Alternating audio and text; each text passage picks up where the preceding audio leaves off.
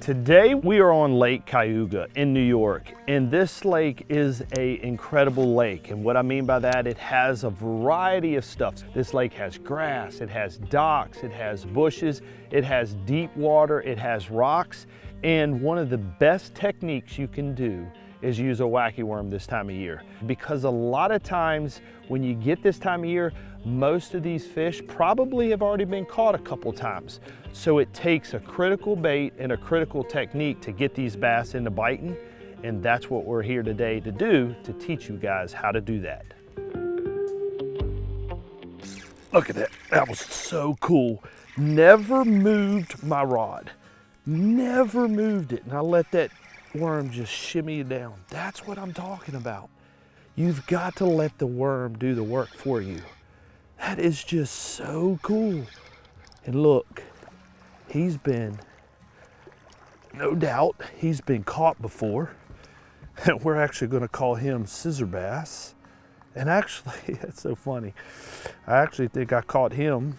We're here filming after an event, and I caught him during the tournament about a half a mile over there. That's so cool. But look, guys, you can tell this fish has been caught multiple times. We talked about catching finicky bass. I actually caught this a week ago.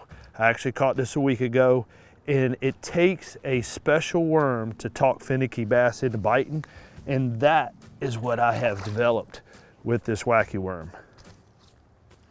It's all about the shimmy, guys. It's making that finesse style technique using the wacky worm and talking those finicky bass into biting. 10 billion% I caught that bass during live.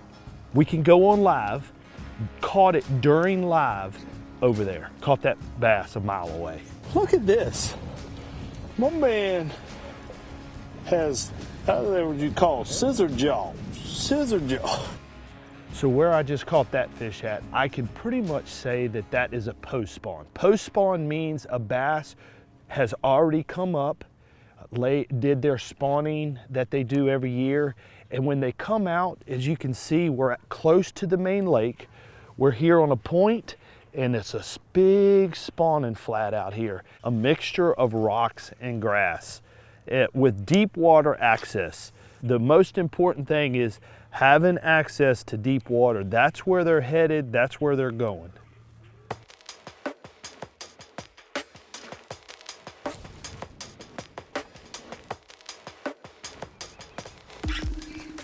There's one. There's one. Look at the other ones with it. Look, there's 3 more with him. 3 more with him. You can see them right there. Oh my gosh, they're loaded here. Now here we are, we're out on the grass, or we're out on a flat. We talked about this morning, we talked about spawning areas and headed towards the main lake. And as you can see, we're out here on a grass flat and these bass are just out roaming around. I caught that blind casting, but I'm constantly on the look. And anytime you're in an area with a lot of finicky bass, you always want to keep your eyes peeled. They're going to be cruising. They're not necessarily on the bottom. Like you could be out in 8 foot of water and see one down 2 feet. Look at that bass. Look at it. And it'll give you confidence in seeing bass, knowing that maybe you could go back and catch them. I know I'm in a good area simply because of my eyes, seeing them around, and it gives me confidence. And now I can cast blind cast with the hopes of always catching one on any cast.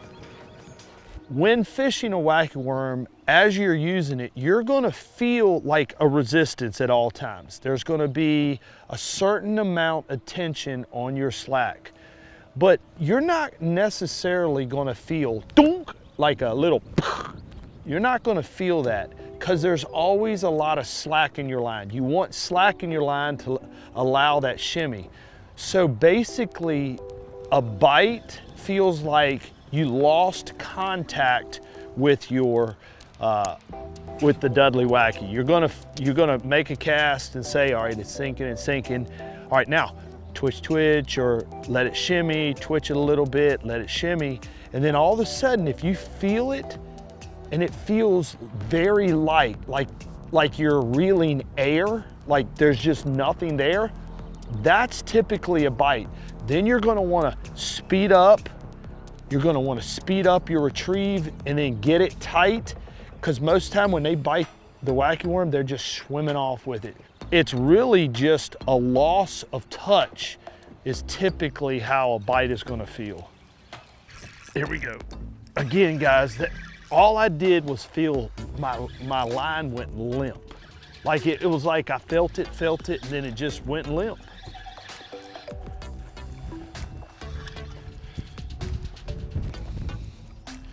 That's so cool.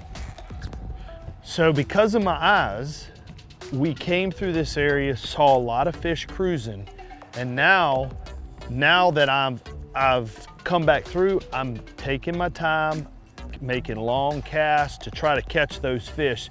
Typically, if a bass sees your boat, that bass is typically gonna be hard to catch. So what we did was it came back in, making long casts, and we were able to connect with one. There he is. There's a little one up underneath a dock, guys. Shade is one of the most important things also when fishing a wacky worm. You always want to keep your eye peeled for shade. Okay, this is a little one, but now whether it's shade underneath a dock, shade underneath a bush or overhanging tree, anything that creates shade is always going to be a great area to catch bass on the wacky worm.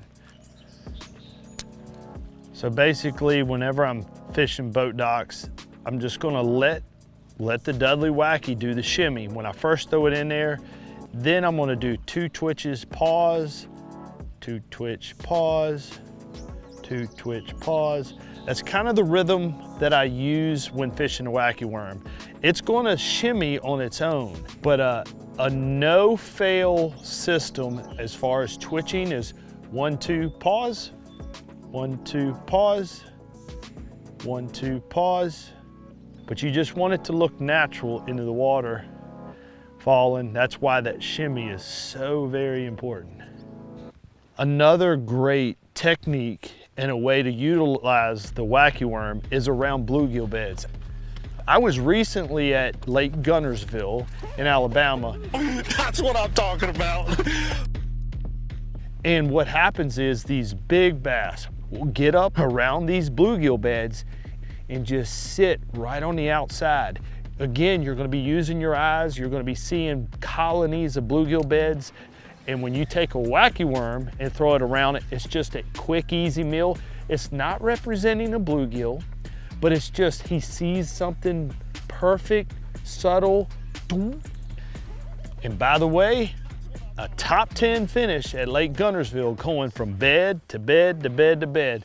Just simply fishing bluegill bed. Don't discount the wacky worm in the summertime. That's what we're after right there. Brim bed fishing 101 with the Dudley Wacky. Come on, guys, let's get it.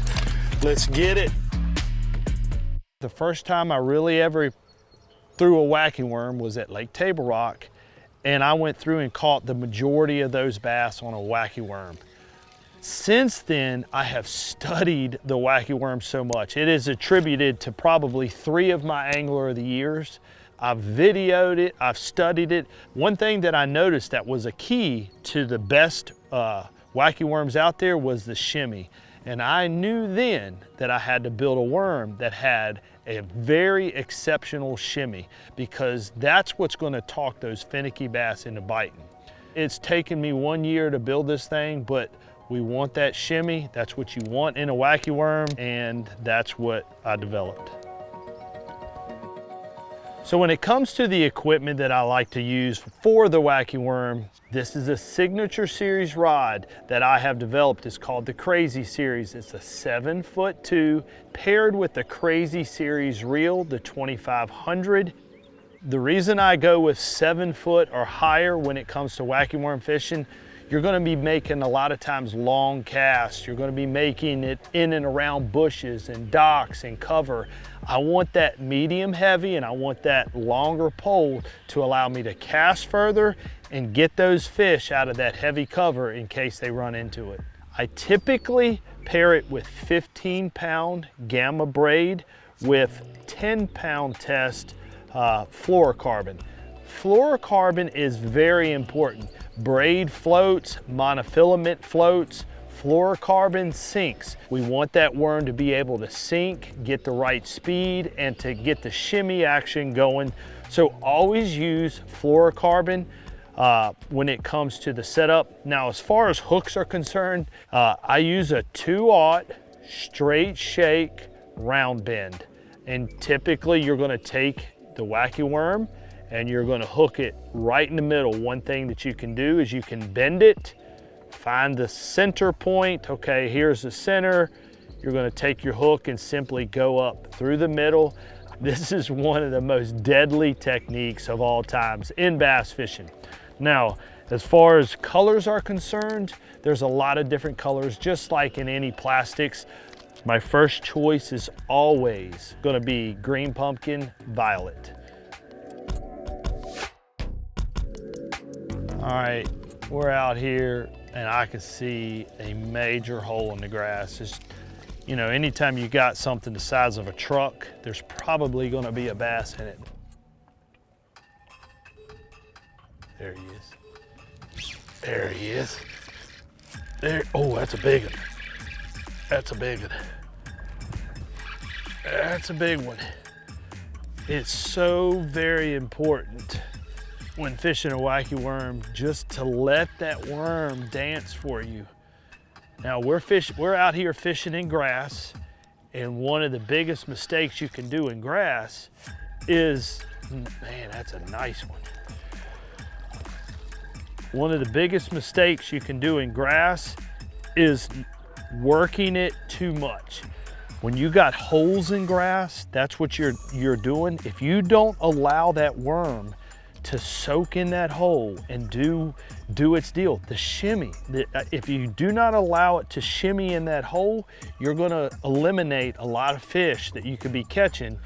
That's why it's very important to have that drop, the shimmy, and the setup when you're fishing grass. Holes in grass are like very, very critical. And your casting has to be very precise in holes of grass. And whenever you're fishing holes, you're just gonna wanna let that worm do its deal. You're gonna wanna let it shimmy. You don't wanna move it much because you only have a little small space that bass is gonna be sitting at. And if you let that worm shimmy down in that hole, you can be successful. Look at there, that is a good one. Oh my gosh. That's what I'm talking about. Don't jump, don't jump. Oh my gosh. I had to let it just, oh, look how strong she is. Don't do it. She is so beautiful down there in that water. She is gorgeous. Look how big she is. That's awesome. Oh my gosh, would you look at that fish. Wacky worm fishing, guys, is one of the best techniques. I'm telling you, from summertime to springtime, it is just a technique that catches them non-stop. Wow, look at that fish. Thank you, girl. You gave me a thrill. I appreciate it.